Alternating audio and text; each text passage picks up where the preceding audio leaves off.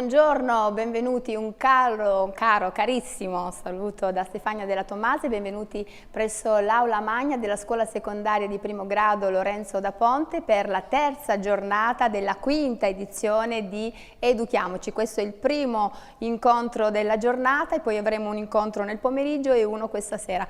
Ma non sono sola perché ho un pubblico nutrito di giovani che salutiamo e loro si fanno sentire con questo applauso.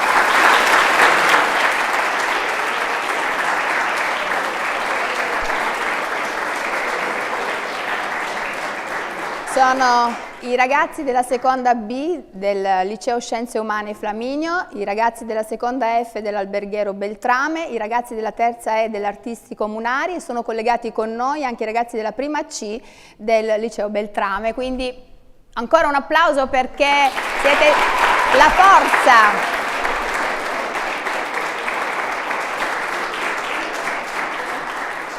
E poi permettetevi di dire che questo incontro del mattino, come tutti gli incontri del mattino, sono rivolti proprio a voi giovani e per questo che il linguaggio che verrà utilizzato è un linguaggio appropriato affinché i concetti possano essere appresi, compresi, metabolizzati e fatti propri. E di che cosa parliamo in questa terza giornata? Di individualità, cioè parliamo del corpo che non mente, il corpo che parla. Del resto anche Paul Václavic della scuola di Palo Alto ce lo insegna con i suoi principi.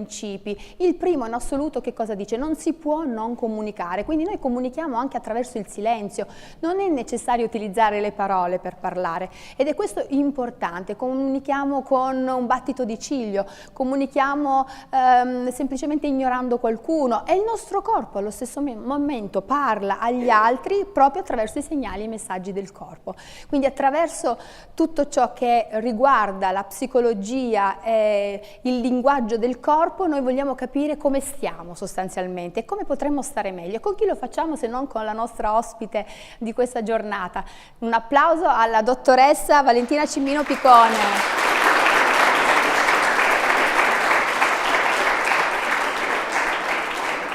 Buongiorno dottoressa, grazie per essere con noi. Io so che ha tante cose da raccontare ai nostri ragazzi e anche agli amici che ci seguono non soltanto qui in presenza ma anche attraverso tutti i nostri canali social, quindi vi saluto tutti, so che siete numerosissimi, potete anche contattarci, quindi comunicare con noi attraverso un messaggio e attraverso questo numero di telefono che vedete nel sottopancia e che altro, potete anche scriverci sui nostri canali come Instagram, Facebook, seguire il nostro canale YouTube Comune Vittorio Veneto, è lì che infatti siamo collegati per la nostra diretta, insomma tanti modi per stare insieme, è questo quello che il segnale forte di Educhiamoci, stiamo insieme per migliorare, per crescere, per confrontarci, per riflettere. Ecco, le riflessioni aiutano sempre e questo ce lo insegna anche il nostro assessore, ecco, Enrico Padoan. Buongiorno assessore. Buongiorno. È una forza Educhiamoci perché è diventata rete. Sì, ed è grazie a tutti e tutte le figure e le realtà che sostengono Educhiamoci che si continua a crescere. Io ovviamente prima di tutto saluto la nostra ospite, la dottoranda Valentina Cimino Picone del Dipartimento FISPA di Padova, è psicologa e lavora peraltro con la professoressa Palmieri, che avremo Arianna Palmieri che sarà qui ospite questa sera. Arianna Palmieri ci parlerà di come le relazioni aiutino tutti noi a crescere, mentre Valentina Cimino Picone si soffermerà appunto sul corpo e su ciò che il corpo racconta in qualche modo, e soprattutto in età adolescenziale. Ovviamente tutto Educhiamoci in realtà è rivolto ovviamente all'educazione, ma in primis ai ragazzi e alle ragazze, che davvero ringrazio tantissimo, grazie per essere qui, grazie per la vostra partecipazione e tengo a ringraziare in maniera speciale anche tutti i vostri istituti, i dirigenti scolastici. Abbiamo qui il dirigente scolastico del Liceo Flaminio Marco Galvan che saluto, e saluto anche la preside dell'Istituto Beltrame Letizia Cavallini, il preside del Munari, il professor Mancuso, e ovviamente la dirigente scolastica del dell'Istituto Comprensivo 1 da Ponte, e Rachele Ciccarelli, che appunto ci ospita ed è sempre vicino a noi, così come tutte le altre realtà del territorio. E saluto e ringrazio anche i docenti e le docenti accompagnatrici che sono qui presenti. Nulla, io sono sicuro che sarà una giornata come le altre di crescita, una giornata quindi anche interattiva, quindi mi auguro che, ma ne sono certo, saprete partecipare. Ringrazio anche la prima C dell'Istituto Beltrame, dell'Alberghiero Beltrame, che ci segue online. E nulla, lascio la parola insomma alle protagoniste. Stefania, com'è dopo 3 giorni di full immersion? Sei ancora viva? Sei ancora in forza? Entusiasta. In fibrillazione, bene, ottimo. Allora vi lascio alle nostre protagoniste, in particolare alla dottoressa Valentina Cimino Picone. Grazie ancora di aver accettato il nostro invito.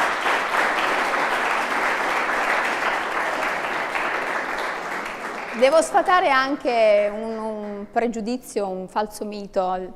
Noi veniamo dal sud come Palcom, come coordinatori di questo evento, e siamo stati accolti benissimo, quindi devo dire che il Veneto abbraccia il Salento con grande entusiasmo, e questo applauso ve lo facciamo noi dal Salento come Palcom che rappresento. Grazie di tutto. Ringrazio tutta l'amministrazione comunale, ringrazio anche la sindaca Mirella Bagliana per l'impegno profuso e per aver creduto fortemente in questo progetto Educhiamoci 2025, che giunge quindi alla 5ª edizione. Questo evento, che è promosso dall'azienda ULS 2 Marca Trevigiana e Conferenza dei Sindaci dell'ULS 2, con la collaborazione di Istituto Comprensivo Vittorio Veneto 1 Lorenzo da Ponte, il Dipartimento FISPA dell'Università di Padova, Dipartimento di Filosofia, Sociologia, Pedagogia e Psicologia Applicata, Centro Veneto Progetti Donna, CAV, Centro Antiviolenza Vittorio Veneto, Fondazione Giacomo Matteotti, con il supporto dell'Associazione di Mutuo Soccorso Noi per Noi, Banca di Credito Cooperativo Prealpi San Biagio, e per l'ideazione grafica, come dicevamo, un ringraziamento speciale a Palcom. Ovviamente l'invito a seguire i nostri social l'ho già fatto. Quando pubblicherete le vostre fotografie, ragazzi, mi raccomando, utilizzate l'hashtag Educhiamoci25, vogliamo ricondividere le vostre fotografie, vogliamo veramente fare rete, vogliamo che questo movimento diventi sempre più importante, sempre più forte di emozioni, di come dire, pensieri condivisibili e condivisi. Che altro? Il QR code, certo, è importantissimo per noi avere il vostro feedback, quindi vi invitiamo, intanto se volete lo potete fare adesso, ma magari poi risponderete dopo, inquadrando questo QR code ci lascerete il vostro pensiero su come è stata questa esperienza, in modo da aiutarci a migliorare, e noi vi ringraziamo anticipatamente.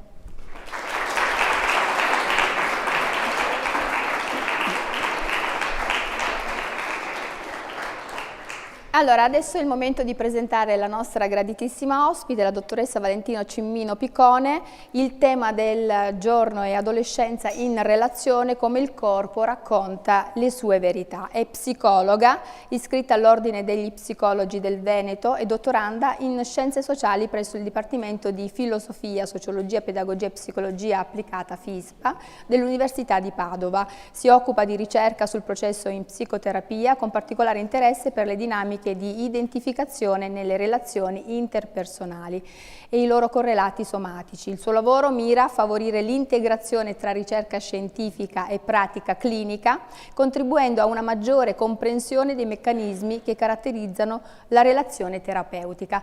Vorrei anche ribadire e sottolineare quanto il Comitato Scientifico si sia prodigato per la scelta dei relatori, e quindi vogliamo anche dare il giusto valido e quindi un applauso anche al Comitato Scientifico presieduto dal professor Cosimo Marco Scarcelli, che ha aperto la 5ª edizione di Educhiamoci con l'argomento dedicato alle tecnologie, ma poi supportato in questo lavoro di selezione dal professor Graziano Cecchinato, Giovanna Miolli e Arianna Palmieri. Ecco, un applauso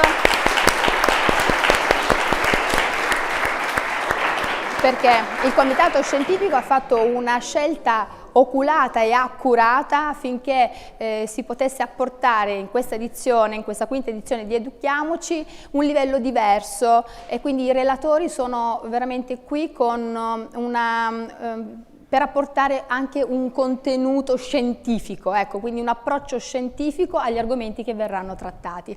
Prego dottoressa, il corpo quindi cosa ci dice? Il corpo cosa ci dice? Intanto grazie davvero per il caloroso benvenuto e l'accoglienza che mi avete riservato. Io vi proporrei questo, vorrei che questo incontro fosse un po' diverso dal solito, che possa essere uno spazio aperto. Io vi farò qualche domanda, mi piacerebbe che vi sentiste liberi di rispondere, mi piacerebbe ascoltare le vostre idee, sapendo che non è un'interrogazione, quindi che non ci saranno risposte giuste e sbagliate, ma ci terrei davvero che potesse essere uno spazio di condivisione di idee e di pensieri, sentendovi liberi di farlo, ma anche sentendovi liberi di ascoltare e basta, se in alcuni momenti non vi va. Io ti ringrazio Stefania per l'introduzione e per come ci hai già dato degli elementi sul fatto che il corpo parli e che parliamo attraverso il corpo. Quello su cui vorrei che ci concentrassimo oggi non è soltanto come il corpo parla all'esterno e parla agli altri nelle nostre relazioni, ma come il corpo può essere uno strumento per conoscere il mondo e per conoscere la nostra esperienza, e quindi come il corpo parla a noi. E per farlo inizierei facendovi alcune domande. Intanto, secondo voi, la mente e il corpo sono la stessa cosa? No. Chi dice che sono una cosa diversa, la mente e il corpo, anche solo alzando le mani? Ok, quindi sono due cose diverse. Bene. E secondo voi c'è qualcosa di più importante tra la mente e il corpo? È più importante il corpo? È più importante la mente? Sono importanti uguali? Sono importanti uguali. E perché?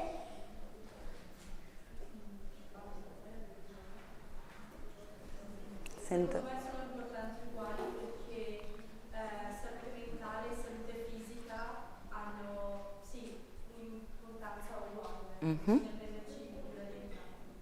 Come ti chiami?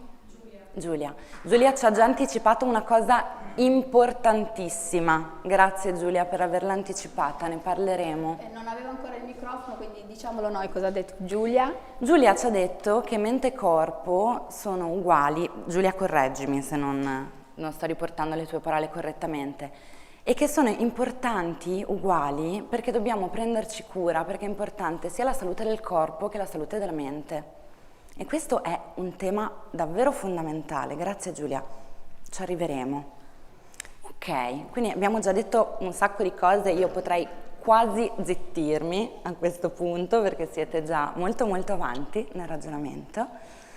Ecco, però qualcuno di voi ha detto, ed è stata una risposta assolutamente giusta, vi ho detto che non c'erano risposte giuste e risposte sbagliate, ha detto la mente e il corpo però sono due cose diverse.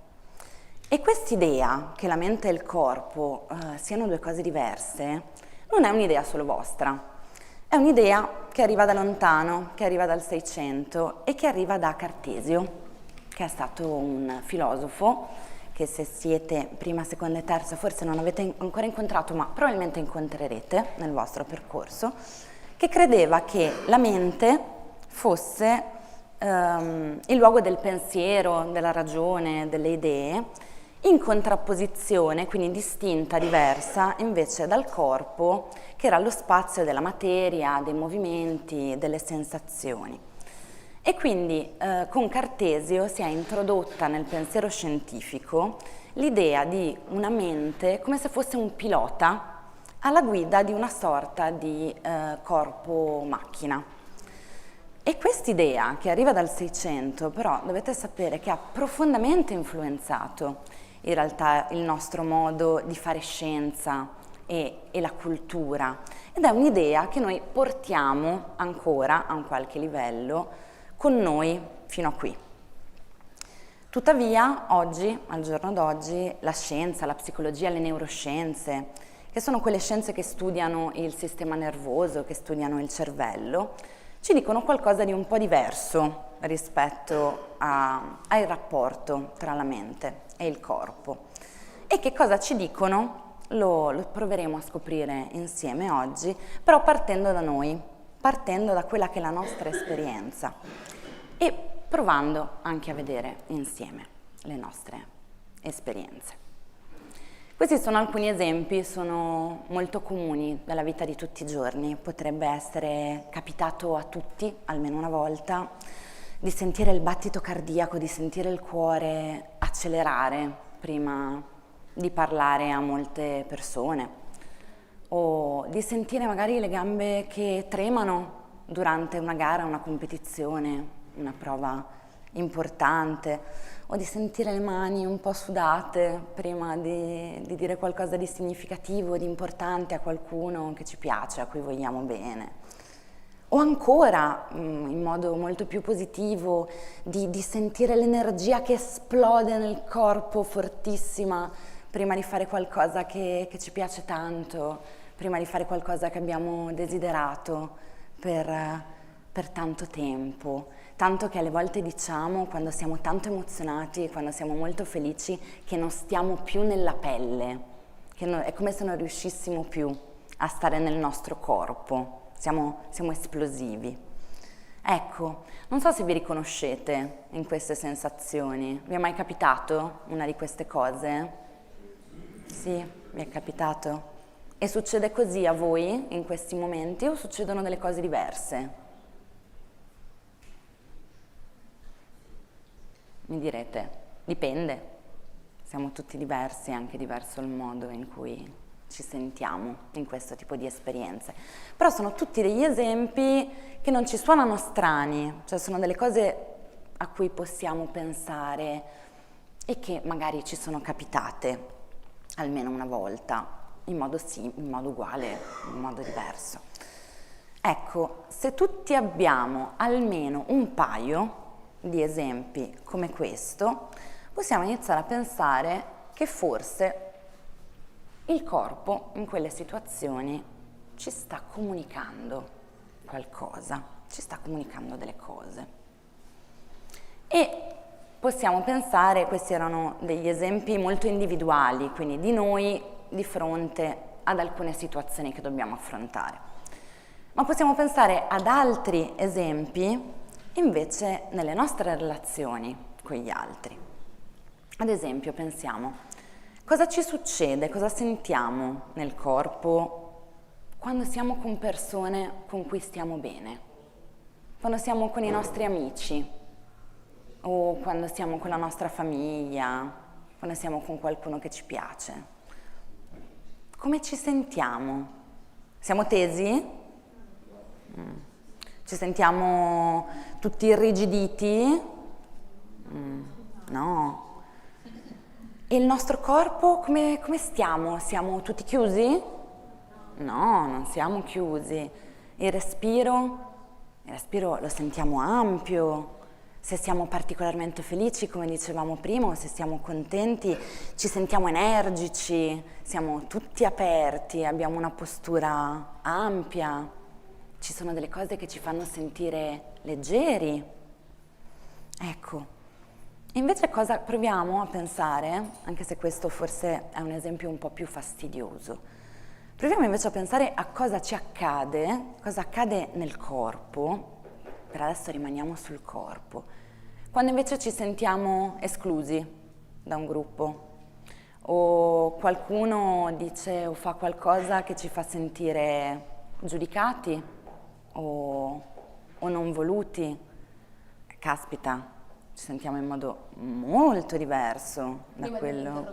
O prima di un'interrogazione, o sì, prima di... Siete degli sportivi? Fate sport?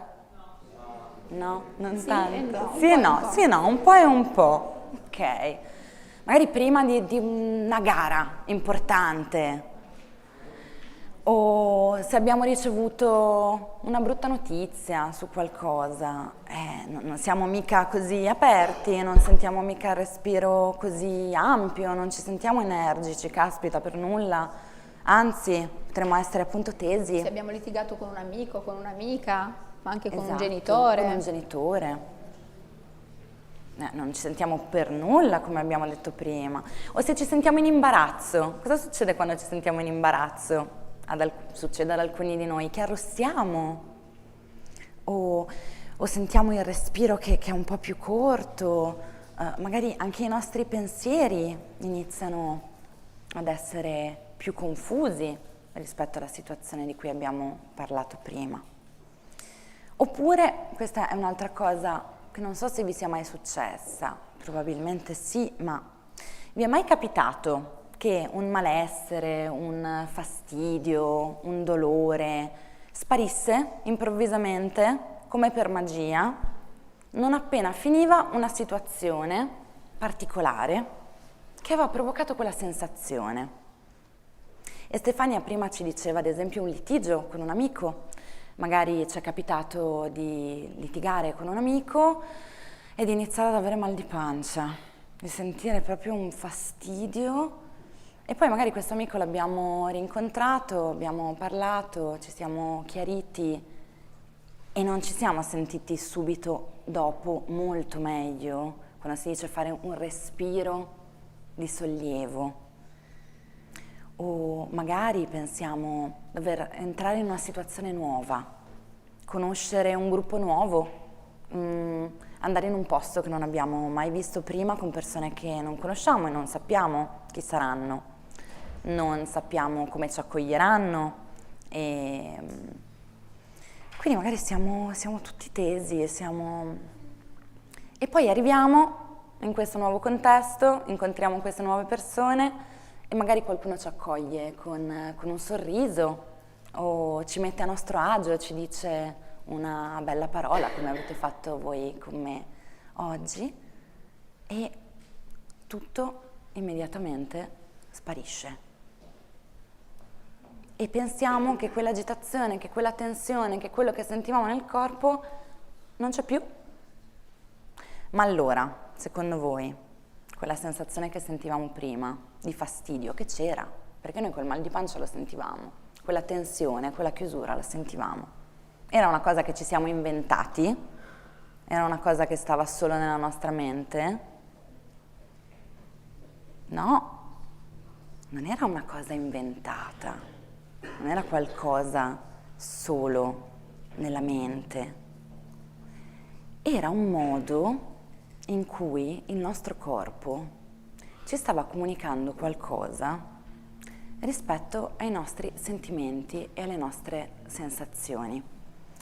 E questo è un segnale, ed è un segnale estremamente importante, perché se noi riusciamo ad affinare un po' il nostro udito, mettiamola così, usiamo quest'altra metafora, e riusciamo a imparare progressivamente, è un esercizio che si fa sempre, che si fa tutta la vita, che si fa a tutte le età, ad ascoltare il nostro corpo, ad ascoltare i segnali del nostro corpo. Il nostro corpo ci può dare delle informazioni molto importanti, molto interessanti rispetto a come stiamo e a cosa ci serve. E questo lo riprenderemo, come stiamo e cosa ci serve. E adesso proviamo a pensare a un'altra cosa ancora. Le nostre sensazioni, le nostre emozioni, il modo in cui ci siamo sentiti negli esempi che vi ho portato, sono sempre stati gli stessi? Ci siamo sempre sentiti nello stesso modo? Era uguale per noi entrare in un gruppo nuovo, conoscere qualcuno di nuovo il primo giorno di scuola? Oppure quando eravamo bambini? È sempre stato così? No, mi dite, e avete proprio ragione, perché anche il modo in cui stiamo, e stiamo con il nostro corpo, e stiamo nelle relazioni, e stiamo con le nostre sensazioni, cambia, e cambia nel corso del tempo. E adesso alcune cose sono diverse in questa fase della vostra vita e magari sono anche più intense alcune sensazioni.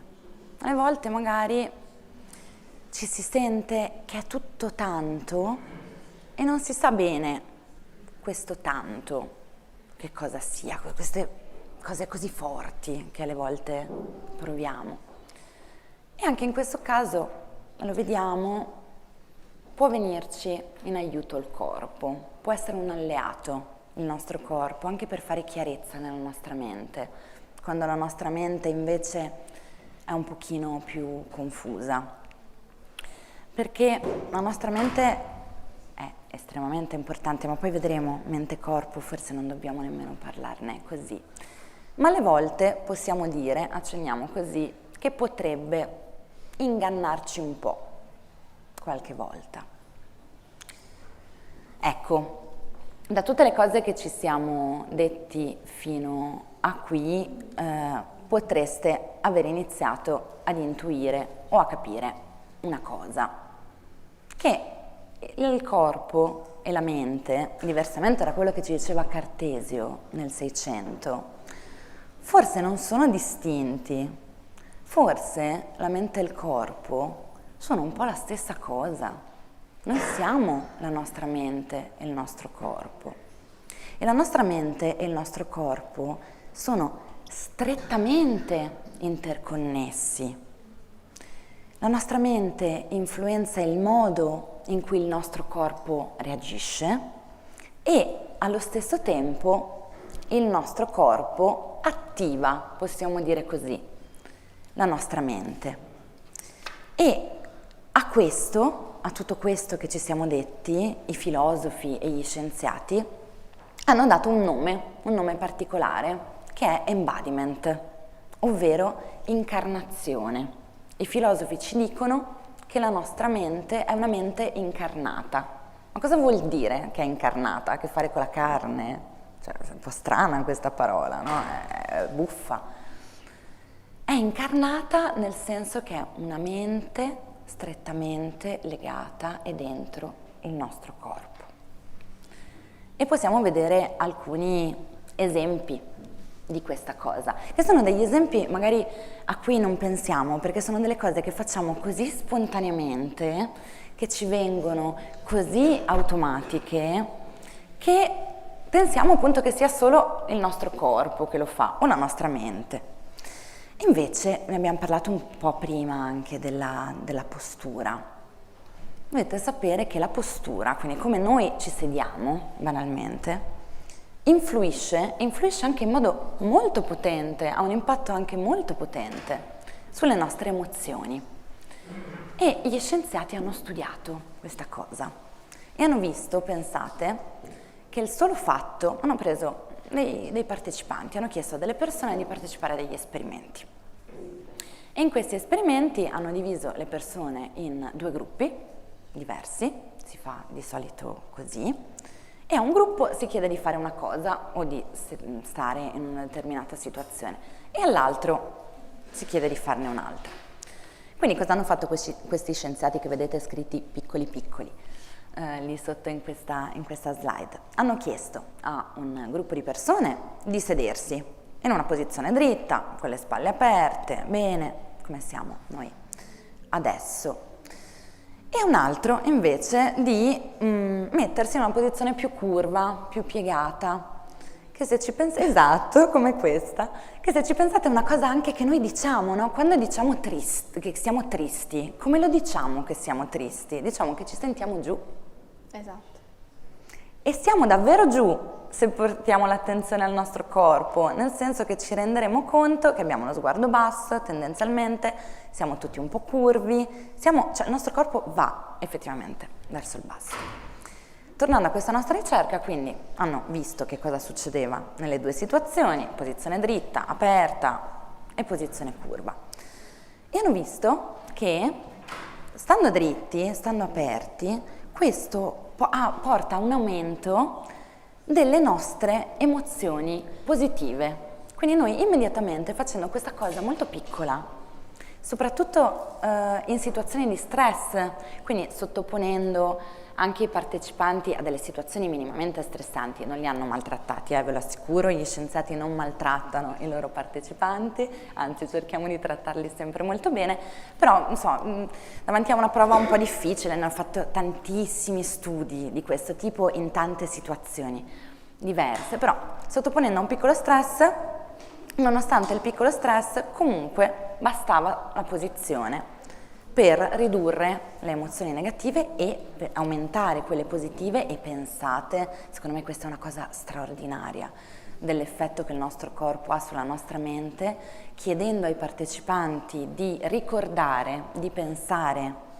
a degli episodi felici, a dei ricordi felici. Visualizzare proprio. Di visualizzarli, esatto. Io ho detto, adesso mettetevi qui e pensate, riportate alla mente dei ricordi felici, delle cose felici che avete vissuto, e poi calcolavano il tempo, perché chiedevano di raccontarli, di rispondere.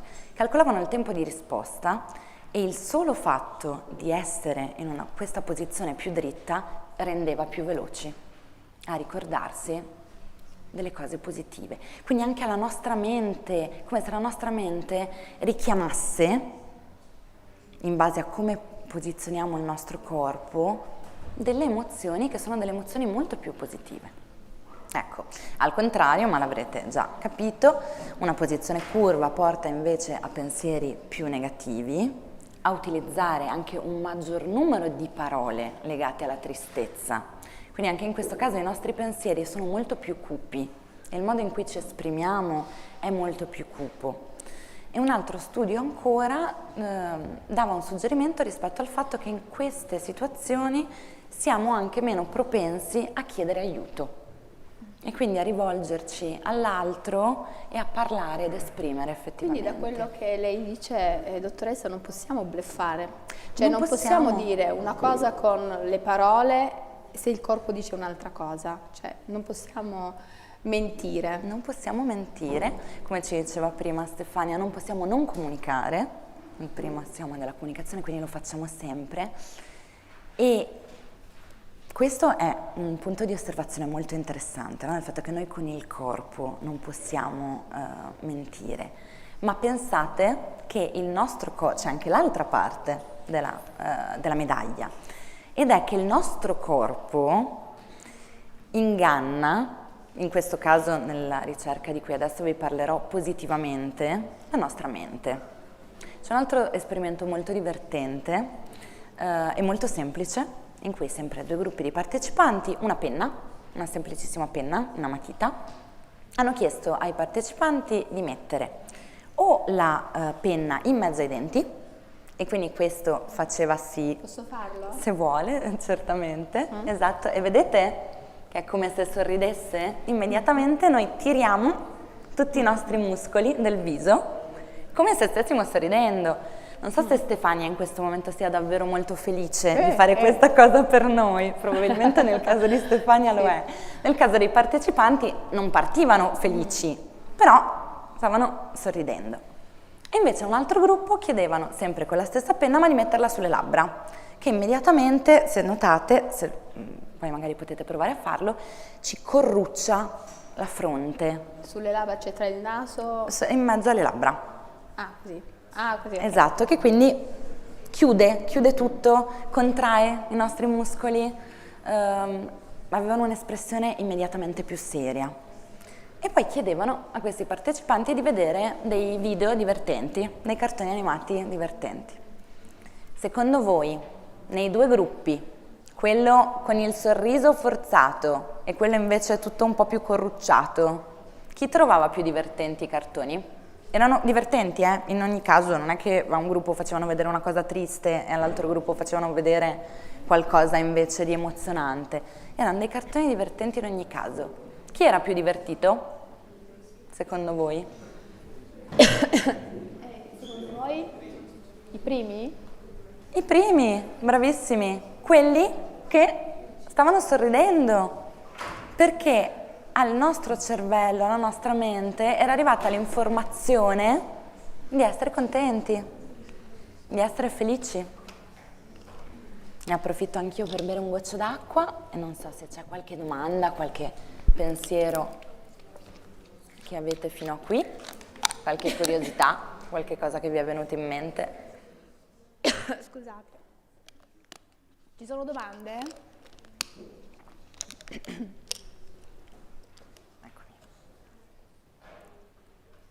Ecco, quindi pensate quanto possiamo fare delle cose veramente piccole, però che hanno un impatto incredibile su come ci sentiamo e magari non prestiamo attenzione a questa cosa.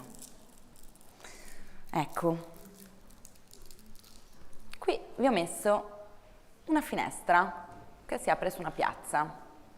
E questa finestra aperta su una piazza a questo punto potrebbe un po' sorprendervi, perché il pensiero potrebbe essere: ma come, Valentina fino a questo momento ci ha parlato di corpo, ci ha parlato di mente, ci ha parlato di alcuni esperimenti, cosa c'entra una finestra su una piazza? È diventato un incontro che parla di paesaggi improvvisamente? E invece questa immagine l'ho scelta pensando a un altro filosofo. Questo è un filosofo più recente, nostro contemporaneo, che si chiama Panikkar, un nome un po' strano. E Panikkar credeva una cosa molto importante che mi piaceva portarvi anche nel contesto di questo festival. Credeva Panikkar che la realtà, che il mondo che viviamo non fosse diviso in parti separate, ma che fosse fatto di relazioni e che per comprendere il mondo, per comprendere la realtà, fosse sia necessario guardarla da più prospettive. E usava una metafora, che è la metafora della finestra, e diceva: noi è come se fossimo sempre davanti a una finestra sul mondo e la nostra capacità di poter guardare davvero il mondo per quello che è passa per quanto è pulito oppure è sporco il vetro di questa finestra. Che sembra una cosa banale, ma era il modo che Panikkar aveva per dirci che guardiamo sempre da una certa posizione le cose che guardiamo. E il vetro sporco, nel suo caso, erano i nostri pregiudizi, le nostre idee già formate sulle cose del mondo, che non ci rendono la visuale chiara. Ecco, questo pensiero a me ha emozionato molto, mi è piaciuto tanto e ho pensato che si poteva in realtà applicare anche a quello che studio e a questo argomento della mente e del corpo. E l'ho preso un po' in prestito, l'ho modificato un po' e ho pensato che possiamo pensare al rapporto tra la mente e il corpo come se fosse una finestra aperta su una piazza.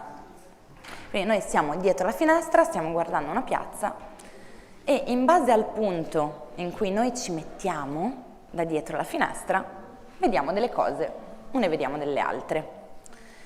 Quindi potremmo vedere l'albero con le panchine che c'è sulla sinistra, oppure potremmo vedere delle persone che portano a passeggio i loro cani, oppure ancora l'edificio dall'altra parte della piazza, a seconda di dove ci mettiamo. E quindi ciò che vediamo, l'albero, il cane, la signora a passeggio, il palazzo, cambia dalla nostra posizione e cambia anche da quanto è pulito o sporco il vetro di questa finestra. Ma se ci pensate, siamo noi che cambiamo in un qualche modo, cioè siamo noi che cambiamo la nostra posizione. Non è la piazza che è cambiata, la piazza è sempre quella i cani, le panchine, non è che non ci sono solo perché noi siamo in un altro punto. Ecco, possiamo pensare allo stesso modo al corpo e alla mente come non due realtà separate, ma come come la stessa piazza. Il corpo e la mente sono la stessa piazza, che noi possiamo guardare, osservare e vivere da posizioni diverse, ma stando sempre dentro a quella che è la stessa esperienza. E quindi arriviamo a questo punto un po' a dirci che il corpo e la mente sono un po' due modi di osservare e di vivere la stessa esperienza. E se ci siamo detti, se ci stiamo dicendo che sono due modi di osservare e vivere la stessa esperienza, forse non ci sorprenderà che alle volte è proprio il corpo quello strumento, come vi dicevo prima, con cui conosciamo per primo il mondo e che ci dà delle informazioni per primo su quello che stiamo vivendo. E questo succede in particolare quando un'esperienza, magari, che stiamo vivendo è troppo difficile da capire, oppure è troppo rischiosa da vari punti di vista, ha un costo per noi, ci richiede un certo sforzo, oppure quando non è ancora molto chiara nella nostra mente, perché non sempre sappiamo esattamente come stiamo. Non so voi, però io alle volte un po' confusa lo sono, non sento sempre di dire ok, magari in situazioni molto complesse so perfettamente quello che devo fare, so perfettamente come mi devo sentire, è tutto limpido.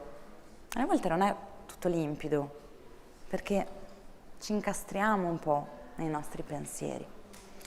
Ecco, in questi casi, in tutta questa serie di situazioni un po' più complesse, il corpo alle volte ci manda dei segnali e ci anticipa delle cose.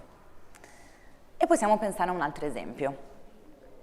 Possiamo pensare, purtroppo credo che sia capitato a tutte e tutte noi almeno una volta nella vita, ci sarà sicuramente capitato di sentirci trattati in un modo un po' ingiusto. Vi è mai capitato?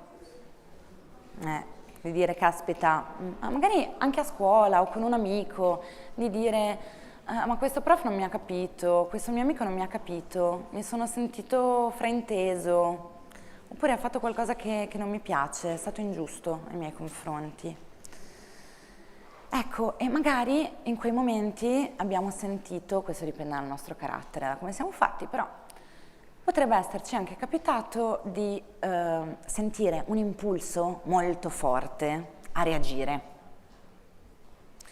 Poi, se pensiamo al contesto della classe, ma in generale, insomma, del mondo in cui viviamo, magari abbiamo anche pensato, giustamente, che non fosse il caso di reagire, non fosse il caso di rispondere male o di essere aggressivi, impulsivi, di avere una reazione di pancia così forte, però la nostra pancia ha continuato a parlarci e magari appunto il nostro respiro era corto, i nostri muscoli erano contratti e questo è qualcosa su cui quindi il corpo ci stava dicendo delle cose, anche Ma se noi non reagiamo. Ma noi non reagiamo. Quindi che succede? Cosa succede? Che noi vediamo se riusciamo a capire. C'è una parola forse che è magica, che spiega proprio esattamente quello che accade. Per caso la parola è somatizziamo? Ci arriviamo anche a quello. Sì, la parola è anche somatizziamo, nel senso che quello che noi non riusciamo a esprimere passa comunque attraverso il nostro corpo e rimane sul nostro corpo. E quindi magari ci è venuto un gran mal di pancia dopo questo momento in cui eravamo così tesi, avevamo sentito che qualcosa non era andato bene, non ci siamo sentiti liberi perché il contesto non ce lo permetteva e era anche giusto che il contesto non ce lo permettesse in quel modo di reagire. Abbiamo soffocato un'emozione. Esatto, l'abbiamo portata giù, l'abbiamo tenuta tutta sotto controllo e poi magari ci siamo sentiti male dopo. Noi pensiamo di averla, come dire, eliminata, ma in realtà quella è sempre lì. Sì. E fuoriesce anche in maniera improvvisa. Esatto. In situazioni dove non immaginavamo neanche, no? Perché Esattamente. riaffiora. Quindi le emozioni hanno questa oscillazione, questo andamento, salgono e scendono, e anche quando noi pensiamo di aver superato un momento, se quell'emozione l'abbiamo soffocata, prima o poi risale, torna fuori. E quindi Esatto. quello che lei, dottoressa, ci insegna, no? Ci vuole insegnare anche ai ragazzi a gestire queste forti emozioni e a non reprimerle, probabilmente, vero? Esatto, e voglio lasciarvi un'altra cosa che secondo me è importantissima. Ci stiamo un po', ditemi se non vi suona, ma quello che vorrei lasciarvi è che noi possiamo pensare tutto, che non significa che poi reagiremo, ma noi possiamo davvero pensare tutto, anche le sensazioni più scomode, le emozioni più difficili. Cioè, in quella situazione lì che ci dicevamo prima, qual è l'alternativa tra reagire impulsivamente, magari fare anche un po' un pasticcio e soffocare tutto, portarlo giù? C'è una terza via, C'è una terza via, pensarle e non farle. che è poterci dire in quella situazione specifica: sono arrabbiato o sono arrabbiata. E non succede niente se ce lo diciamo, cioè non succede niente di male nel mondo se ce lo diciamo, possiamo dircelo. Possiamo dirci in quel contesto: io sono arrabbiato, l'ho trovato ingiusto, non mi ha fatto stare bene questa cosa. E la stessa cosa magari quando siamo in un gruppo con degli amici e magari un nostro amico o una nostra amica dice qualcosa che a noi non piace, che ci fa sentire a disagio, però non diciamo nulla perché pensiamo: non voglio creare problemi, magari il mio amico o la mia amica ci rimane male, poi non vuole più stare con me, teniamo tutta la situazione così. Non voglio creare problemi, però poi magari ci abbiamo il fiato corto. Vi riconoscete in queste situazioni, ragazzi? Capita, no, vero? Di non reagire per non alterare un po' gli equilibri e poi magari voi non state bene in una situazione. Vi succede? Ok, quindi la dottoressa ci sta dicendo una cosa molto importante. Manifestiamole le nostre emozioni. Non significa che poi tutto si debba rompere, anzi si ricostruisce, sono nuovi equilibri ogni volta che ripartono proprio da lì dove andavano rimodulati. Esatto, esattamente, grazie Stefania, è proprio così, perché quando prima vi dicevo la nostra mente un po' ci inganna, forse era un'espressione che andava un po' spiegata, perché la nostra mente è un grandissimo alleato, come lo è il nostro corpo, che abbiamo detto essere la stessa cosa. Però in quelle situazioni lì, pensiamo appunto al gruppo di amici, noi abbiamo, ed è giusto che noi le abbiamo interiorizzate, noi sappiamo esattamente, se ci pensate, come ci dobbiamo comportare in tutta una serie di situazioni. È una cosa che si impara crescendo. E quindi alle volte pensiamo anche di dover aderire in modo molto automatico a quello che ci aspettiamo che sia l'aspettativa che a sua volta il contesto ha su di noi. Esatto. Però non sempre in realtà le aspettative che il contesto hanno su di noi sono le nostre aspettative e sono il nostro modo di stare in quei contesti.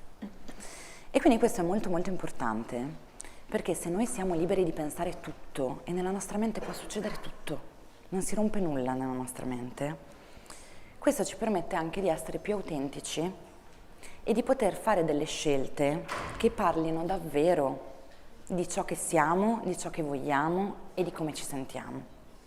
E questo è un grandissimo esercizio di libertà che dovremmo provare tutti noi a mettere sempre. E se per tirare fuori queste emozioni, abbiamo parlato anche della rabbia che viene quasi spontaneo, così ci insegnano a domarla, no?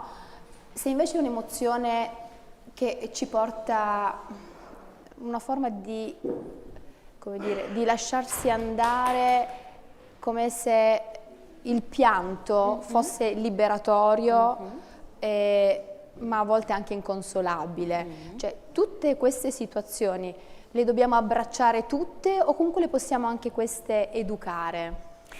Tornando anche al nostro educhiamoci. A questo ci arriveremo fino alla fine, ci arriveremo verso la fine, però vi do già un'indicazione. Gli scienziati ci dicono un'altra cosa, ci dicono che il modo migliore per poterle educare, le nostre emozioni, e per poterle un po' regolare, perché appunto abbiamo detto non dobbiamo reprimere, però nemmeno la disperazione, Ecco, nell'esempio del esatto. pianto. Dobbiamo trovare dei modi per stare nelle cose in un modo equilibrato, in un'ottica di benessere.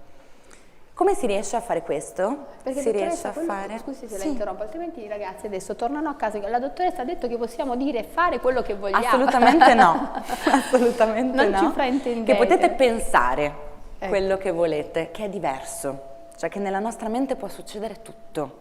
Che non significa allora poi che se pensiamo delle cose terribili le urliamo in faccia a qualcuno o che se sentiamo... Di sbattere la porta la sbattiamo. Esatto, Ok. non è assolutamente questo, grazie Stefania, una precisazione importante. quindi- Era che siamo liberi nella nostra mente. Nella nostra mente noi siamo liberi. E questo scienziato cosa dice? Questi scienziati, mi sono poi persa nei miei pensieri per l'appunto, gli scienziati ci dicono che il modo migliore per regolare le nostre emozioni è proprio essere in contatto con il nostro corpo, quindi torniamo al corpo, è esercitarci, poi ci sono 2 piccoli strumenti così che vi lascio sul finale, sono proprio esercitarci ad ascoltarci, che quanto più noi ci ascoltiamo, quanto più noi siamo consapevoli delle cose che proviamo, del modo in cui le proviamo, quanto più quando sentiamo quella tensione fortissima e quell'impulso a reagire, noi ci fermiamo un attimo e ci diciamo ok, sono arrabbiato, quanto più questa è la garanzia di poter regolare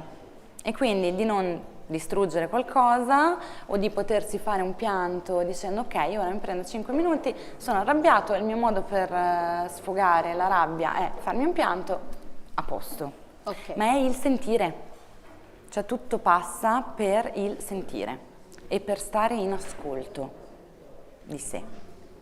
Questa è la cosa più importante, perché ci permette di dare un nome, perché se noi sentiamo solo quelle cose e non sappiamo che nome hanno, può essere qualsiasi cosa e quindi può esserci qualsiasi tipo di reazione a qualcosa che è qualsiasi cosa.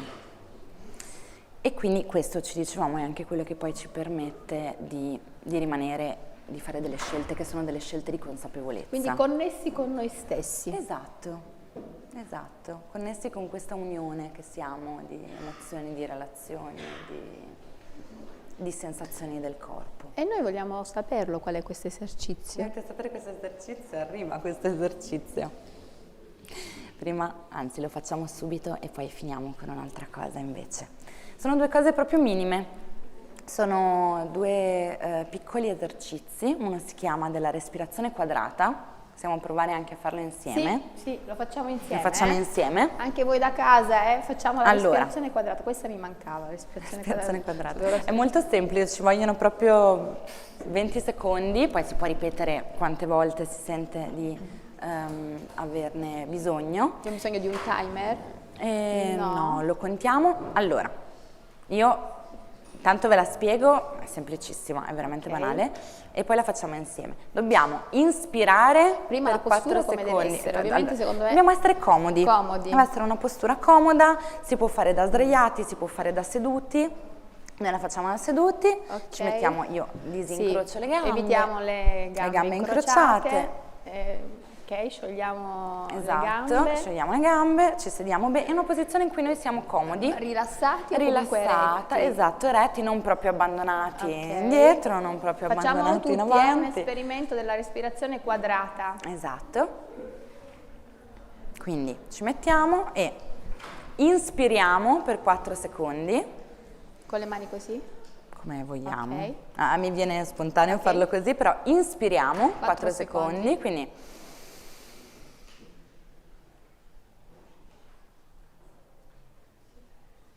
tratteniamo 4 secondi, quindi voi trattenete 4 secondi, ok, e espiriamo per 4 secondi e svuotiamo tutto. Piano? Col ritmo che 4, sentiamo però ok. per 4 secondi. Quindi inspiriamo 4 secondi, tratteniamo 4 secondi, espiriamo 4 secondi e poi facciamo una pausa e volendo questa cosa si può ripetere. Ok, facciamolo insieme quante così volte. diventiamo sincronizzati. Esatto, Respiro, vai, esattamente. pronti? Pronti? Via.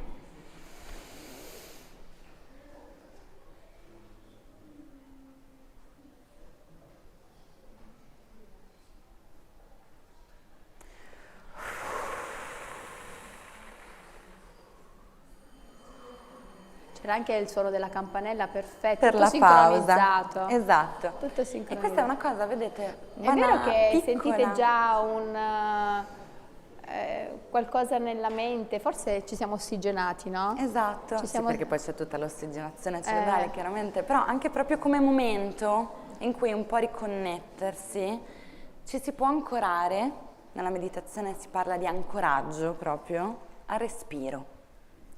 Un'altra cosa... Quindi per connettersi dobbiamo ritrovarci prima nel respiro, Esatto, fermarci, fermarci. stare un attimo con noi, il tempo che sentiamo di doverci Ok. stare, non dobbiamo stare necessariamente le ore, vi proponevo questa cosa perché è molto breve.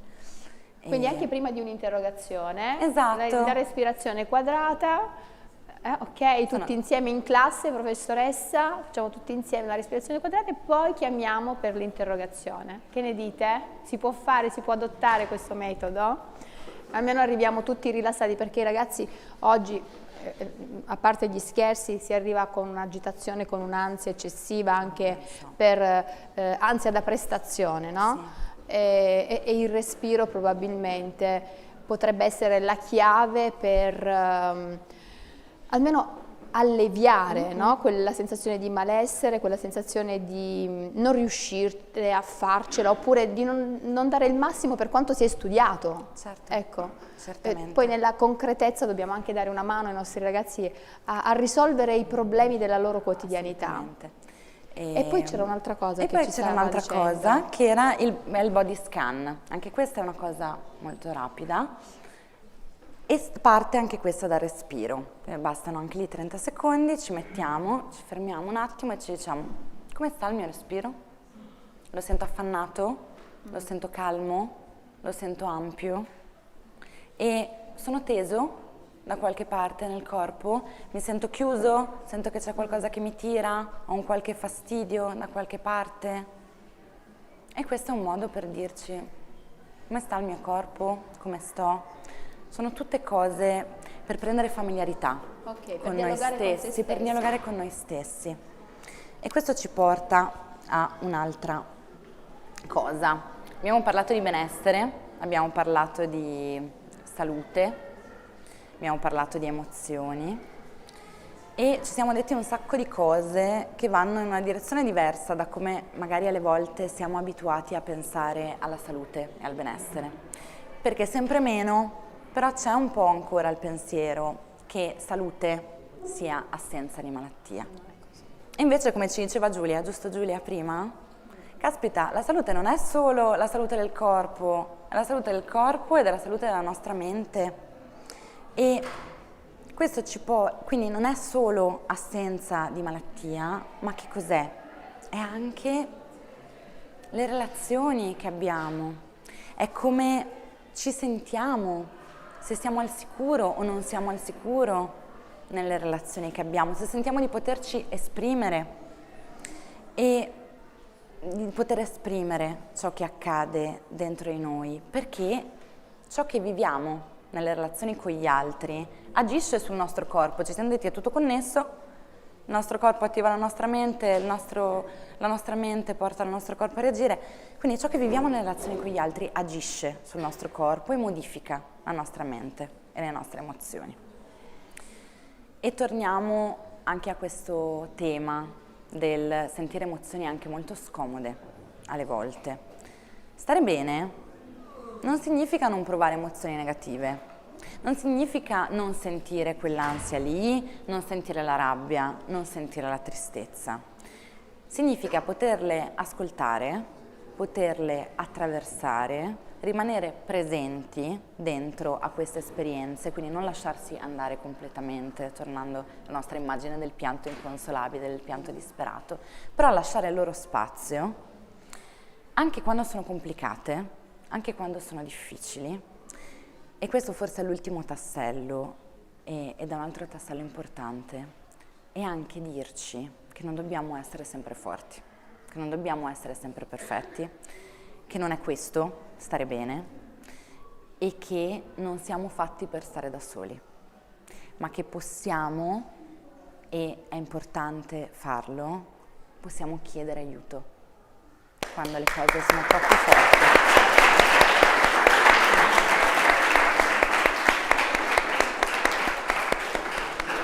E sulla parola aiuto è partito l'applauso perché almeno io ho provato una piacevole emozione anche sulla pelle, perché le emozioni poi si traducono anche in percezioni fisiche, abbiamo detto, no?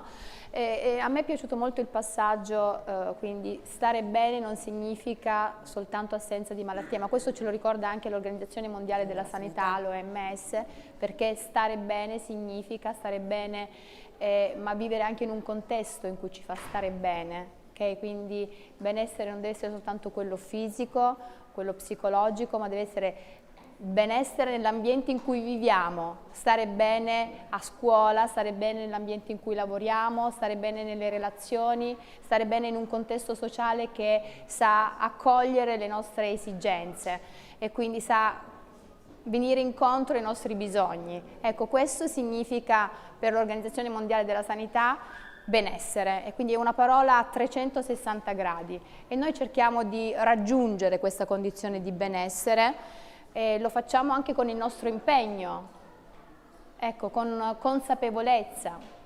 Non abbattiamoci, quando c'è bisogno di chiedere aiuto dobbiamo chiedere aiuto. Ci sono dei momenti in cui ci sentiamo disperati, che pensiamo che tutto tocchi a noi, che non lo so, la scuola, gli impegni sportivi, le attività, ci chiedono la società ci chiede troppo. E noi facciamo una cosa alla volta, laddove arriviamo, va bene? Deve essere questa la nostra strada da percorrere. Non possiamo essere supereroi o superwoman, Superman, non possiamo, non siamo fatti di carne ed ossa e soprattutto abbiamo emozioni vere che si traducono anche in pensieri, che si traducono in azioni. E se questi pensieri, queste azioni non sono in linea con il nostro sentire, facciamo solo pasticci. Esatto. E vi lascio con quest'ultima cosa. Ascoltate la vostra pancia.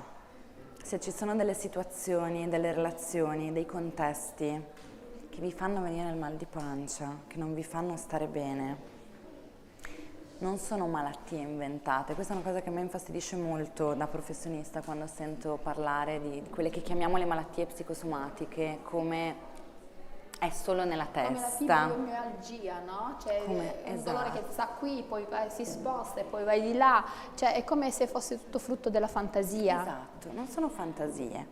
Ma sono malesseri che Sono malesseri. si collocano in una parte del nostro corpo. Esatto, e bisogna fare tutti i giusti discrimine, bisogna effettivamente esplorare bene per capire se è effettivamente il nostro corpo ed è malattia o se è il nostro corpo che ci parla di altro, ma Segnali, riguarda i più i segnali di cui parlavamo prima, ma dobbiamo ascoltarli perché ci guidano davvero in una direzione di benessere. Ok, io vorrei sentire la vostra voce, Sì. ragazzi.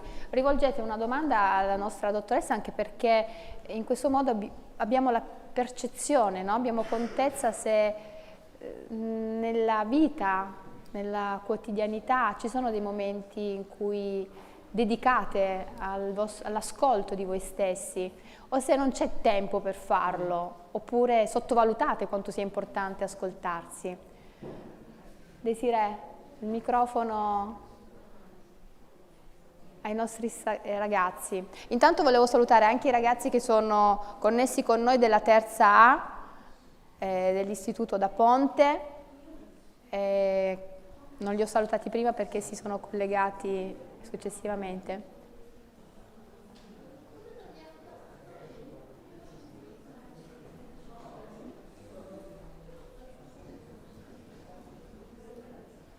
Domande? Sì. Secondo lei quali sono le sfide più comuni nella gestione delle emozioni Scusatemi durante ragazzi, non riesco a l'adolescenza? sentire il vostro compagno, perdonami, non sono riuscita a sentirti. Quali sono le sfide più comuni nella gestione delle emozioni durante l'adolescenza e come si possono affrontare? Ok. Allora, grazie.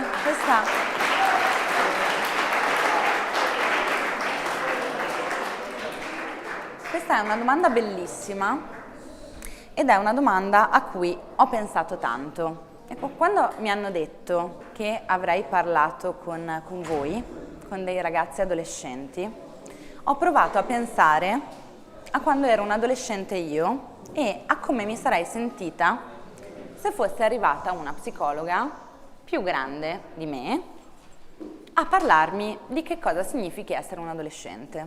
E ho pensato, caspita, forse questa cosa mi avrebbe dato un pochino di fastidio. Allora ho detto, io non voglio parlare con i ragazzi di che cosa significhi essere un adolescente, perché non c'è nessuno più di loro titolato a sapere che cosa sia essere un adolescente. Perché non c'è un adolescente, ci siete voi, ci sono tutte le vostre esperienze e c'è come ognuno di voi sente alcune cose. Quindi mi sarebbe sembrato un po' presuntuoso arrivare qui e dirvi, allora, gli adolescenti sentono queste cose in questo modo. Però questa è una domanda e per questo ho scelto di non farlo. Però come ti chiami, tu che hai fatto la domanda? Danilo. Però Danilo ci dice una cosa, mi fa una domanda importante, ci chiede una cosa importante, che è quali sono le sfide comuni? Ecco, una cosa, delle sfide comuni hanno a che fare sicuramente con l'intensità di cui parlavamo prima, quindi col fatto che tutto quello che sentiamo in questa fase della vita durante l'adolescenza è come se fosse amplificato. La tristezza è disperazione, la rabbia è esplosiva, anche la gioia per fortuna lo è. La gioia è una voglia di vivere incredibile. E quindi una sfida è riuscire a trovare un modo per appunto ascoltarsi ma modulare, non lasciarsi andare all'estremità, al modo estremo in cui sentiamo le cose. Un'altra sfida è confrontarsi con quelle che sono le trasformazioni profonde che avvengono rispetto al corpo. Che cambia. Che cambia. Lo dice anche una canzone, no? Esatto, lo dice anche che adesso... Ligabue forse. Sento il corpo che cambia nella forma e nel colore. Esatto. È in trasformazione, in trasformazione. Esattamente. E quindi per questo anche questo discorso sul corpo, perché ci troviamo in alcune fasi durante l'adolescenza a doverci riconoscere e ad essere un po' alieni rispetto a quello che ci sta succedendo, a quel corpo che era quello di un bambino e non lo è più, ma non è il corpo di un adulto ancora, è come se si fosse un po' in una terra di mezzo, no? In cui ci si sta sviluppando. E quindi fronteggiare anche i cambiamenti del corpo, sia rispetto a come li percepiamo, sia come percepiamo il nostro corpo nelle relazioni. C'è Erik Erikson, sì, che parla proprio dei cicli della vita. A me è piaciuto molto il suo libro, I cicli della vita, e parla proprio delle fasi della vita, tra cui l'adolescenza, ma tutti, per passare a una fase successiva nel ciclo della vita, nel proprio ciclo successivo, abbiamo bisogno di vivere un conflitto. Esatto. Quindi un conflitto che è funzionale al superamento di quel ciclo per arrivare al ciclo successivo. Quindi succede quando si è ragazzi per arrivare all'adolescenza, poi la fase matura adulta e poi fino alla fase matura avanzata. Quindi diciamo che è necessario arrivare a superare quella dualità, no? Quel conflitto interiore che poi ci porta a salire di un gradino. Esatto. E dobbiamo starci in quel conflitto, anche se è faticoso, che era quello che vi dicevo un po' prima, no? Riuscire a rimanere presenti anche nelle cose faticose. Esatto. Perché sono l'unico modo per poter passare oltre. Quello che nella fase dell'adolescenza in modo particolare accade è che c'è questa forma di turismo psicologico dell'io, lo chiamano così, no? Quindi questa voglia di individuare un mentore, un mito da emulare, un riferimento da seguire che a volte cambia, cioè per un po' ci piace un personaggio, una figura anche pubblica e poi ne individuiamo un altro, ma anche questo cambiamento è giusto che ci sia, non bisogna essere coerenti perché abbiamo preso quella scelta, abbiamo scelto quella scuola, dobbiamo necessariamente portare a termine quel ciclo di studi e non ci è concesso cambiare anche se abbiamo voglia di fare altro, no? Quindi dobbiamo imparare anche a cambiare, a prendere strade nuove, perché essere coerenti fino alla fine a volte può farci male e non è veramente ciò che desideriamo. Ecco, quindi ragazzi, andate a individuare ciò che veramente vi piace, esplorate il vostro universo, perché ognuno di noi dentro ha una ricchezza che merita di essere non soffocata, ma deve fiorire come, ecco, il più bell'albero e deve fruttare. Voi siete nella fase più bella della vita. Volevo leggere un messaggio che è arrivato via Facebook. Se anche voi avete altre domande, ragazzi, potete prendere il microfono e passarlo. Ci scrivono da Facebook: grazie per l'intervento, interessantissimo dottoressa. Grazie. Lei pensa che la società odierna fatta di social e di condivisione di momenti felici e in cui sembra appunto che non ci sia spazio all'infelicità ci renda più difficile esternare le nostre reali emozioni? Questa è una domanda meravigliosa e io penso sempre che non dobbiamo demonizzare i social perché sono uno strumento straordinario. Sicuramente dobbiamo pensare, quando guardiamo ad alcuni contenuti, che stiamo vedendo soltanto una parte della vita di qualcuno, che è la parte che qualcuno ha scelto di farci vedere, e tendenzialmente quello che su questi canali si mostra è sempre ciò che è felicità, ciò che è bellezza, ciò che è entusiasmo, ma non sappiamo un minuto prima, un minuto dopo di scattare quella fotografia, quella persona come stava o che cosa aveva fatto. Pensate, mi ci faceva riflettere una collega su questa cosa in questi giorni. Non so se vi capita di vedere quei video magari delle routine mattutine super rilassanti, super piacevoli, le persone che si svegliano felici con questi vassoi. Ecco, voi dovete pensare che c'è qualcuno che ha preso il telefono, ha attivato un video, si è rimesso sotto le coperte e ha rifatto questa cosa che se ci fermiamo a pensare è stranissimo. Cioè noi la mattina ci svegliamo, ci alziamo dal letto, andiamo a fare colazione e non ci verrebbe di pensare. Ci alziamo come zombie. Esatto, anche un po' frastornati pensando alla giornata che ci aspetta. Non ci sogneremo mai di metterci e di avere tutto questo piano di preparazione, ma questo ci parla del fatto che non è autentico quel risveglio rilassato, meraviglioso, col vassoio e con la colazione.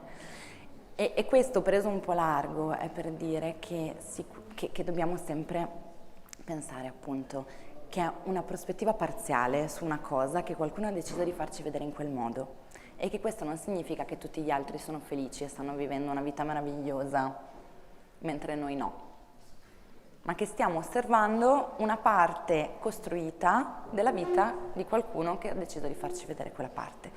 E quindi forse in parte sì, può anche renderci più complesso esprimere le emozioni negative se la pensiamo in quest'ottica, cioè se lo guardiamo come sono tutti felici. Se pensiamo che è solo una parte, forse possiamo non farci ingannare. Sì. Un'altra domanda dal pubblico? Ma se si ha una giornata storta, come si può evitare a non rispondere le persone male?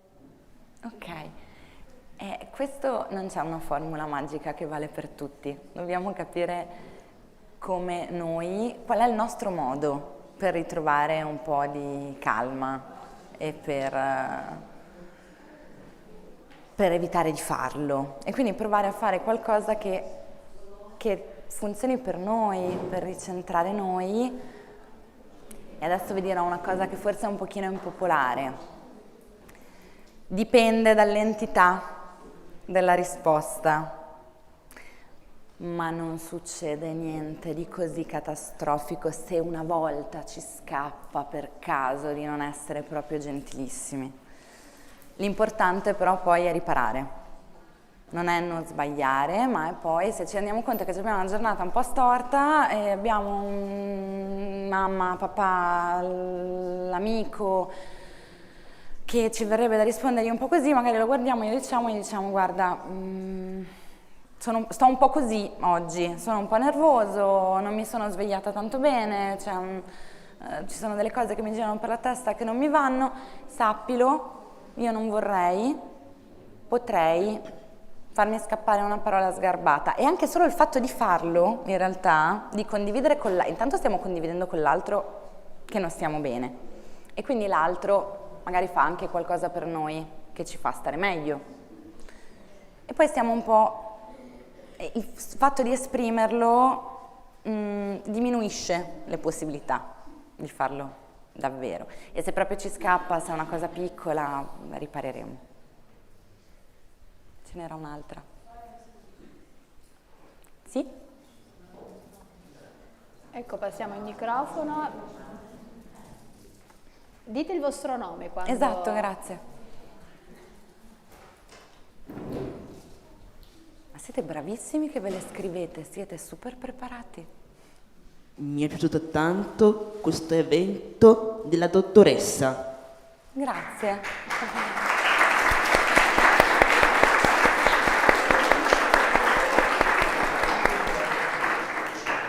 Un altro intervento? Sì, grazie. Quali sono i cambiamenti più difficili nell'adolescenza e come possiamo ascoltare i segnali del nostro corpo come l'ansia e lo stress? Come possiamo... Aspetta, perché ho sentito poco. Quali sono i cambiamenti più importanti che avvengono in adolescenza? Come possiamo affrontare l'ansia e lo stress, giusto? Il tuo nome? Il tuo nome? Ethan. Ethan. Guarda Ethan, nella tua domanda c'è una parte della risposta, nel senso che uno dei cambiamenti più importanti e uno dei motivi per cui in realtà le emozioni sono così esplosive sono proprio che si affaccia per la prima volta in adolescenza l'ansia e lo stress. Sono le due emozioni un po' più complesse che iniziano a prendere tanto spazio. Torniamo a delle cose che ci siamo già detti, quindi intanto ascoltarci, capire che cosa delle situazioni è per noi stressanti, che tipo di pensieri ci sono che ci provocano l'ansia, cioè perché siamo così agitati, siamo così tanto in ansia prima dell'interrogazione, cos'è che temiamo, perché l'ansia è un segnale, l'ansia nasce evolutivamente per avvisarci del fatto che c'è un pericolo esterno. Poi quello che succede è che questo tipo di reazione non si ha più solo quando c'è effettivamente la minaccia esterna che i nostri antenati era arriva il leone, ti vuole mangiare, quindi tu devi avere una risposta di ansia perché devi attivare tutto il sistema simpatico per andare a scappare. Quello che succede è che l'ansia diventa, cioè la minaccia esterna diventa una minaccia interna, quindi diventa qualcosa che noi iniziamo ad anticipare che accadrà. Allora un modo per provare anche solo parzialmente, poi è chiaro che quando l'ansia diventa tanta, diventa qualcosa che ci fa stare tanto male, diventa invalidante, torniamo al fatto che dobbiamo chiedere aiuto, che non dobbiamo farlo da soli. Però una strategia, se vogliamo chiamarla così, è provare anche lì a dare voce ai nostri pensieri e quindi dire ma io sono così in ansia prima di questa interrogazione, perché? Cosa mi aspetto che succeda? Cioè mi mette tutta quest'ansia a pensare che se prendo un brutto voto torno a casa e devo parlare del brutto voto? Penso che farò una brutta figura davanti alla classe? Penso che allora la professoressa, il prof penserà che non mi stimerà più. Cioè, e dare voce a questi pensieri, stare in questi pensieri e condividerli quando ci sentiamo di farlo, ci aiuta anche un po' a disinnescare quel cortocircuito che invece la nostra mente continuerebbe ad alimentare quando entriamo nel circolo dell'ansia. E stessa cosa rispetto allo stress, quindi come diceva prima Stefania, Cioè capire, siamo in un mondo estremamente richiestivo, capire se ci sono delle richieste che sono delle richieste che con un po' di fatica effettivamente dobbiamo portare avanti perché è giusto che le portiamo avanti, o se siamo così tanto sotto pressione perché ci sono delle richieste che sono delle richieste che non parlano di noi. Quindi anche imparare a dire no. Anche imparare a dire no. Se serve. Però adesso torniamo all'interrogazione perché Sì. il nostro pubblico, adesso siamo È in ancora periodo primo di- quadrimestre, vero? E ancora dobbiamo completare il giro delle interrogazioni? Siamo alla seconda interrogazione, giusto? O alla terza? Seconda, ok. Quindi che facciamo quando non ci sentiamo preparati? Usiamo la strategia dell'evitamento, quindi non andiamo a scuola, convinciamo mamma e papà, mamma domani non sto tanto bene oppure vienimi a prendere perché così evitiamo un brutto voto. Cioè, oppure possiamo usare un altro modo per rischiamo, ci facciamo coraggiosi, rischiamo però poi diciamo le nostre preghierine affinché non ci interroghino. Oppure che altro possiamo fare? Perché se lo stress produce cortisolo, effettivamente noi sappiamo che il risultato non può essere positivo, nel senso fino a un certo punto è positivo, quell'adrenalina fino a un certo punto carica, ma poi Certo, quota di stress. ci può bloccare completamente. Ci può bloccare completamente e anche qui però torniamo alla nostra mente, quindi tutto sta in come noi pensiamo a quell'interrogazione. Se poi entriamo in un ambito, quello più scolastico educativo, che è solo parzialmente il mio ambito, perché come vi dicevamo prima mi occupo più dell'aspetto clinico, però mi viene da dirvi che sta appunto nel fatto in come noi pensiamo all'interrogazione. Se pensiamo che l'interrogazione e quindi la possibilità di un brutto voto sarà una cosa terribile che ci marcherà a fuoco, che non potremo in nessun modo risolvere e riparare, e allora ci viene da scappare, da pensare che è meglio se ce ne stiamo a casa, oppure da andare in evitamento. Se pensiamo che possiamo provare a portarci in quel contesto, a fare il meglio che in quel momento possiamo fare con quello che abbiamo, che alle volte è un'ottima preparazione, alle volte è una preparazione un po' così, altre ancora è riprovaci la prossima volta. Cioè dobbiamo pensare di provare a fare quello che possiamo con quello che abbiamo. Bello. E che ci sarà una possibilità. Bellissimo. È proprio il messaggio che volevo sentire. Abbiamo altre domande dal pubblico? Ecco qua. Grazie. Dite il vostro nome, il nome? Pienava. Come faccio a capire se un rapporto è sano e quindi fidarmi dell'altra persona? Questo è un domandone. Questo è un domandone. Ci sono tante cose che potremmo considerare. Una, e mi direte però, dottoressa, lei pensa sempre a questa, certo che non ha altre soluzioni, è ascoltarci, è sentire come stiamo, come sta il nostro corpo, come stanno le nostre emozioni quando siamo con l'altro. Se c'è qualcosa che ci stona, se c'è qualcosa che ci fa dire no, non sei a tuo agio qui. E allenare la pancia, educare la nostra pancia a sentire e a permetterci anche di dirci questa situazione non mi fa sentire bene e quindi io con questa persona forse non sto, provo a prendere un po' di distanze oppure no, caspita, certo che quando sono con lui, con lei mi sento così sereno, mi sento così calmo, mi sento così a posto. Sento di poter parlare di me e di quello che sento in un modo sicuro, sentendomi al sicuro. Cioè proviamo a chiederci se nelle nostre relazioni noi ci sentiamo al sicuro. Questo può essere qualcosa che possiamo fare. Sentirsi a casa, sensazione come quando ci si sente a casa. Sì. Bello. Soddisfatta della risposta? Abbiamo altre domande? Sì? Sì? Il tuo nome? Gabriele. Vai Gabriele. Come riconoscere una relazione sana e come allontanarsi da essa in modo sicuro?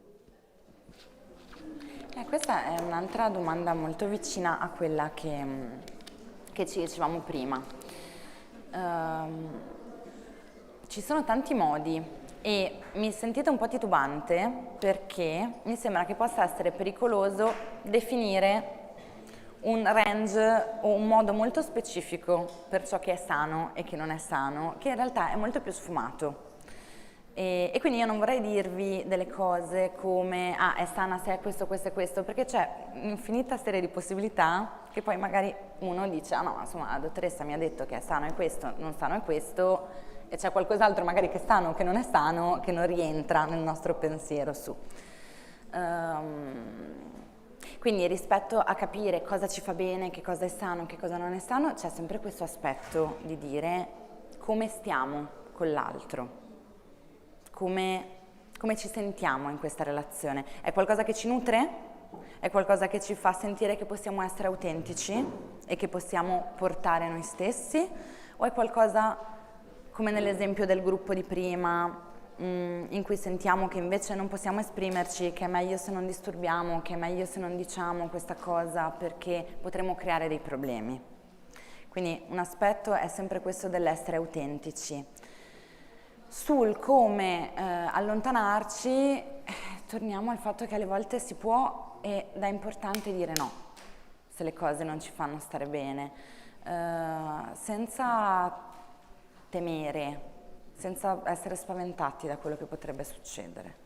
Quindi ascoltarci, non spaventarci e provare ad essere autenticamente in contatto con quello che sentiamo e con la possibilità che sentiamo di poterci far conoscere per quello che siamo. Questi mi sembra che possano essere dei riferimenti. Soddisfatti? Allora, dottoressa, noi intanto le regaliamo questo bellissimo applauso per dimostrare